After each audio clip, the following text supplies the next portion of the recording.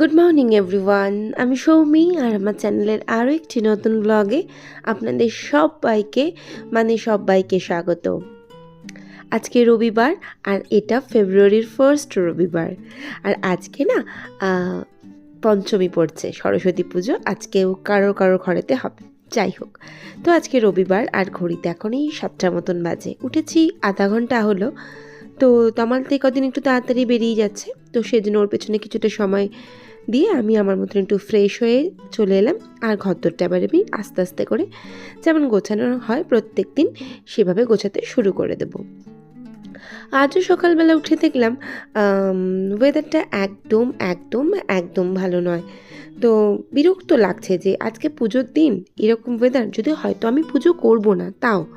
তো এর ফাঁকে তমাল আমায় বললো, পিঙ্কি একটু চেক করো তো কী মেসেজ এসছে, মানে হোয়াটসঅ্যাপে হোক। আমি বললাম সেরকম কিছু নয়, ও তোমার কিছু পার্সোনাল মেসেজ আছে, তুমি পরে চেক করে নিও। তো এরপরে আমি চলে এলাম একটু বিছানাটা পরিষ্কার পরিচ্ছন্ন করে দিতে। তো চাদরটা আজকে ভাবলাম চেঞ্জ করতে, ভাবলাম না থাক আজকে আর করবো না, একেবারে আগামীকাল চাদর ফাদরগুলো সব চেঞ্জ করব। তো বাবুই উঠবে এবার আস্তে আস্তে, একটু বাকি আছে ওর উঠতে। তো আপাতত আমি এই ঘরে বিছানাটা তুলি, তারপর ও উঠলে ওই ঘরে বিছানাটা ওই তুলে দেবে। আর এর ফাঁকে তমাল বেরিয়ে যাবে। আর সরস্বতী পুজোর কথা যেটা বলছিলাম, আমি ঘরে সরস্বতী পুজো করি না, দিদি করে। তো কালকে সকালবেলা আমাদের সরস্বতী পুজোর টাইম হচ্ছে 6টা নাগাদ। তো তমাল বলছি, বাবুই কালকে দিদির কাছে চলে যাবে পুষ্পাঞ্জলি দেওয়ার জন্য। তো সে কালকের কথা। তো এরপরে না দেখলাম যে ড্রেসিং টেবিলটাও একটু ধুলো পড়েছে, ওপর একটুখানি, তাই একটু পরিষ্কার করে দেবো বলেই ঠিক করলাম। আর একেবারে সব কিছু আর আজকে নামালাম না, দেখি কাল পরশুর মধ্যে এটাকেও আবার পরিষ্কার পরিচ্ছন্ন করে দিতে হবে। দুদিন তো আমি জানালাই খুলিনি, বোধহয় সেজন্য একটু ধুলোটা কম পড়েছে।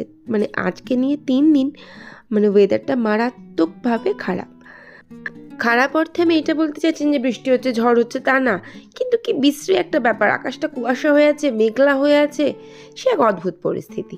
তো এরপরে না আমি সমস্ত যা ঝাড়ি আমি প্রত্যেক দিন সে ঝেড়ে মুছে একটু পরিষ্কার করে নিই। আর এগুলো না রোজ না ঝেড়ে দিলে না একটা ধুলো জমতে থাকে, পরে কেমন আমার মনে হয় কেমন যেন তেল চিটে পড়ে গেছে, কী জানি কেন মনে হয় আমার।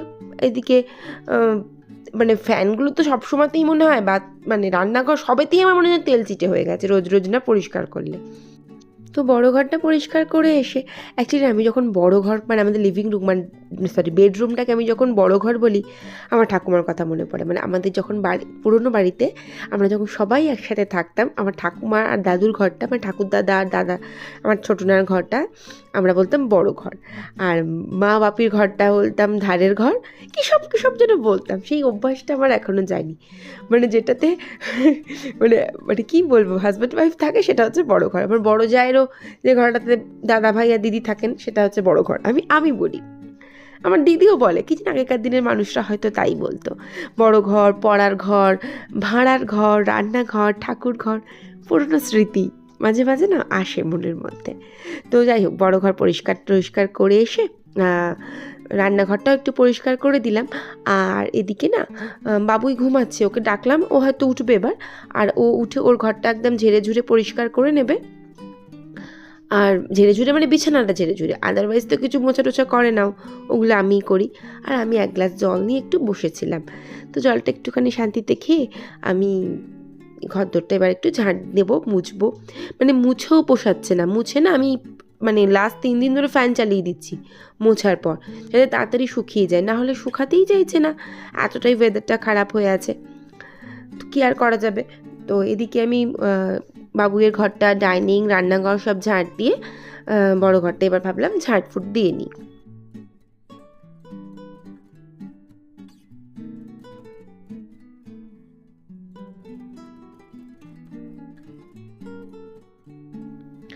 ঘরদোর ঝাঁট দেওয়ার পর আমি ফ্রেশ হয়ে স্নান করে ফ্রেশ হয়ে চলে এলাম।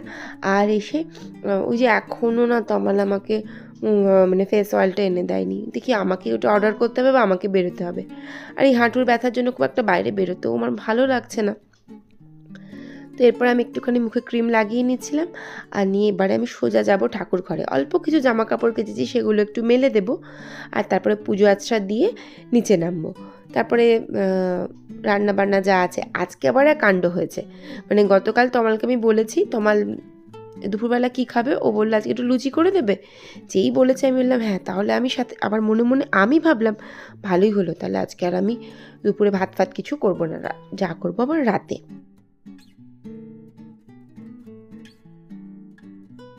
আর এরপরে আমি যখন ওপরে উঠেছিলাম বাবুইকে বললাম, বাবুই আমি শঙ্খ বাজালে তুই একটু চা বসাস।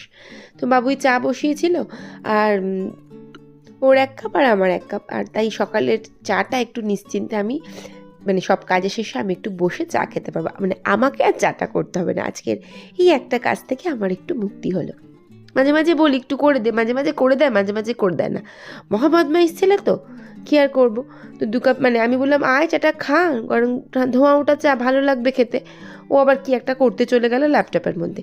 কালকে ল্যাপটপটাকে নাকি কী করে লক করে ফেলেছিল, তারপর কোনো রকমে সেটাকে অ্যাডজাস্ট করে আবার আজকে ঠিকঠাক করেছে। সেই গল্পটাই এখন আমাকে ও শোনাচ্ছে। তো এরপরে বাবুইকে বললাম তুই ব্রেকফাস্টে কী করবি আজকে, বললো যে মামা যা হোক একটা দিয়ে দিন। ওর আবার আজকে একটা ছোট্ট একটা ইনভিটেশন আছে ওর বন্ধুর বাড়ি, মানে তাদের বাড়িতে সরস্বতী পুজো, সেখানে ওকে যেতে হবে। তো সেটা এখনও অনেক পরের ব্যাপার। তো আপাতত তুই কী খাবি? বললাম কিছু নেই সেরকম, আর দুপুরবেলা যেহেতু আজকে লুচি করব বলেছি, তো সেই জন্য কী খাবি বলো? বললো একটুখানি তাহলে ম্যাগি করে দিন। আর খুব অল্প একদম একটুখানি ম্যাগি ছিল, তো সেই ম্যাগিটাই ওকে আমি করে দিলাম। আর ওকে দিয়ে দেওয়ার পর আমিও বসে পড়েছি খেতে। এখানেই বসে মানে কাউন্টার টপের ওপরেই বসে পড়েছি রান্নাঘরের। আর ওই যে আমিও খেয়ে নিলাম, আর দেখছি ও এখনও খাচ্ছে, আর কী যেন একটা করছে ল্যাপটপে, পড়ছে না কি করছে কে জানে। তো এরপরে তো কিছু বাসন পড়েই থাকবে, সেগুলো তো মাজতেই হবে। তো সেই বাসনপত্র সব মেজে টেজে নিই, আর তারপরে দুপুরে রান্নাবান্নার কাজে যাব। আর রান্না ওই যে বললাম, রান্না বলতে আজকে একটুখানি বাঁধাকপির তরকারি করব, আর করব হচ্ছে লুচি। প্রথমে বাবুইকে যেই বললাম বাবান বাঁধাকপির তরকারি করব, ব্যাস ওর মুখ গেলেও মানে শীতকে। ও বললো আলু চচ্চড়ি করুন, আর তমাল একদম আলু চচ্চড়িটা না খেতেই চায় না, ওর ভালোই লাগে না। আর এদিকে আমি আর বাবুই ভীষণ ভালোবাসি। তবে তমালের কথা ভেবেই আজকে বাঁধাকপি তরকারি দিয়েই লুচিটা করব বলে ঠিক করলাম। তো বাসনপত্রগুলো সব মাজা টাজা হয়ে গেল, আর এরপরে চলে এলাম আমি রান্নার কাজে। আর এখানে একটা কথা মনে পড়ে গেল, মাম্পির খুঁটিনাটি চ্যানেল থেকে মাম্পি আমায় বলেছেন যে দিদিভাই তোমাকে সুন্দর লাগবে, তোমার চুলটা বড় হয়েছে, চুল আর কেটো না। কিন্তু মাম্পি সরি জানো তো, আমি না চুলটা কাটবো বলে একদম স্থির করে ফেলেছি। আমি না বেশিক্ষণ মানে চুলটা মানে তোমার বড় লাগছে ঠিক কথা, সত্যি একটু বড় হয়েছে, কিন্তু বিশ্বাস করো কাছ থেকে যে দেখলে না পুরো মনে হচ্ছে না মুড়ো ঝাঁটা। মানে আমি তো ডিসাইড করে নিচ্ছি জন্মদিন আসবে তখনই আমি আমার চুলটা কুটকুট করে কেটে ফেলবো। মাঝে মাঝে তো ভাবি ব্লান্ট করবো সেই আগের মতন, মানে গত বছর তার আগের বছর ব্লান্ট করেছিলাম, তার হলো না থাক ব্লান্ট আর করবো না, এমনি চুল কাটবো, কিছু একটা কাটবো। সরি মাম্পি, মানে চুলটা না কাটলে না ভাল লাগবে না দেখতে গো, নাহলে হয়তো রেখে দিতাম। সেই ছোটোবেলায় যখন ক্লাস 11-এ পড়তাম, যখন বিয়ে করেছিলাম, তখন যখন সুন্দর চুল ছিল, অমন চুল থাকলে আর কাটতাম না ভাই। কিন্তু এখন যা চুলের ছিঁড়ি, ওই চুল না কাটলে আর দেখতে হচ্ছে না। তো যাই হোক, thank you Mampi, thank you so much এত সুন্দর কমেন্ট করার জন্য। তো অনেকেই সুন্দর সুন্দর কমেন্ট করেন, আজকে আর কমেন্ট পড়া হলো না, আমি ভুলে গিয়েছিলাম, এটা মনে ছিল বলে ফট করে বলে দিলাম। অ্যাকচুয়ালি সবাইকেই অনেক অনেক অনেক থ্যাংক ইউ, আমাকে খুব সুন্দর সুন্দর সবাই কমেন্ট করেন। আর একটা কথা, কিছু খারাপ কমেন্ট পাই আমি না, আমার এনার্জি ওই খারাপ কমেন্টের পেছনে জাস্ট লাগাতে পছন্দ করি না। সে তার কাজ করছে, আমি আমার কাজ করব। আর আমি খুব ভালো করে জানি আমি কোনো খারাপ আমার ব্লগে শেয়ার করি না। তো সে যা খুশি করুক, অনেকেই করে, আমি জাস্ট ধরে ডিলিট করে দিই কমেন্টগুলো, আমার ভালো লাগে না। তো এরপরে রান্নাটা বসালাম, রান্না হচ্ছে ওই বাঁধাকপির তরকারির রেসিপি কি বলবো, নর্মাল তো এই তো আলু একটুখানি জিরে তেজপাতা একটুখানি গোটা গরম মশলা ফোড়ন দিয়ে আলুগুলো তুলে দিয়েছিলাম, টমেটো দিলাম, মটরশুঁটি দিলাম, আদা বাটা দিলাম, আর একটু জিরে জিরে না, একটু লঙ্কা গুঁড়ো, হলুদ গুঁড়ো, চিনি, লবণ আর একটু ধনে গুঁড়ো দিলাম, দিয়ে ভালো করে কষিয়ে টষিয়ে নিয়ে এর মধ্যে আমি এই বাঁধাকপি সিদ্ধ করে রাখা মানে ভাপিয়ে রাখা বাঁধাকপিটা দিয়ে খুব ভালো করে নাড়াচাড়া করব একদম, যখন একটু ঢাকা চাপা দিয়ে রান্না করব। তারপরে না যখন একদম বেশ তেলটা ছেড়ে ছেড়ে আসবে, শুকনো শুকনো হয়ে যাবে বাঁধাকপিটা, তখন আমি এটা নামানোর আগে একটু ঘি গরম মশলা দেবো। তবে একটু ধনে পাতা দিতাম, তবে ধনে পাতাটা না ভালো নেই, কেমন জানি হয়ে গেছে, সেই জন্য ধনে পাতাটা আজকে আর দেবো না। তো এই যে রান্নাটা আমি নামিয়ে নিই, এরপর লুচি করব। আর এদিকে সময়টা অনেকটা হয়ে যাচ্ছে, তমালকে আবার খাবারটা পাঠিয়ে দিতে হবে, বাবুই দিয়ে দেবে। আর ও যাবে ওই যে বললাম বন্ধুর বাড়ি, সেই বন্ধুর বাড়ি যাওয়ার পথে দিয়ে চলে যাবে, ট্রেনে করে যাবে, অ্যাকচুয়ালি পরের স্টেশনটাই পায়রাডাঙ্গায় যাবে, তার বাড়িতেও যেহেতু পুজো। তো লুচিগুলো সব একটা একটা করে নিই। আজকে না লুচিগুলো সব কটা ফুলেছে, আমার হেব্বি মজা হয় লুচি ফুললে, রুটি ফুললে খুব ভালো লাগে। আর না হলে তমাল মানে ভীষণ কিচকিচ করে, তমাল লুচিগুলো ফোলেনি, কী বিশ্রী হয়েছে ও বলতেই থাকে। তো লুচিগুলো যেহেতু আজকে ফুলেছিল আমার খুব ভালো লাগছিল।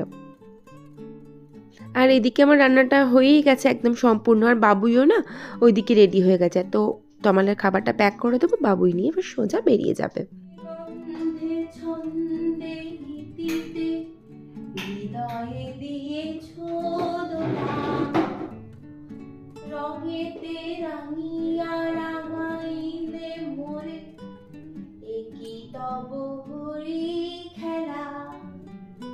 তুমি যে ফাগুন রঙেরও আগুন, তুমি যে রসেরও ধারা, তোমার মাধুরী, তোমার মদিরা করে মোরে দিশা হারা।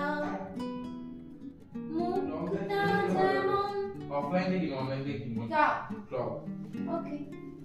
অনলাইন দেখি আমরা এমনি কি পড়বি বাবুই? টপি ডিসকাস্টিং। বেসুরো গলায় খানিকক্ষণ গান গেয়ে নিলাম, আর এদিকে বাবুইও বেরিয়ে গেল, আর আমিও বসে গেলাম খেতে। তো কাজকর্ম একেবারে কমপ্লিট, আমি একটুখানি এবার রেস্ট করব। তো ব্লগটা আজকে এখানেই শেষ করি। ভালো লাগলে প্লিজ পাশে থেকে যাবেন। একটা কথা বলবো, একটু লাইক কমেন্ট করে দেবেন সুন্দর সুন্দর। তো দেখা হচ্ছে নেক্সট ব্লগে, টিল দেন টাটা।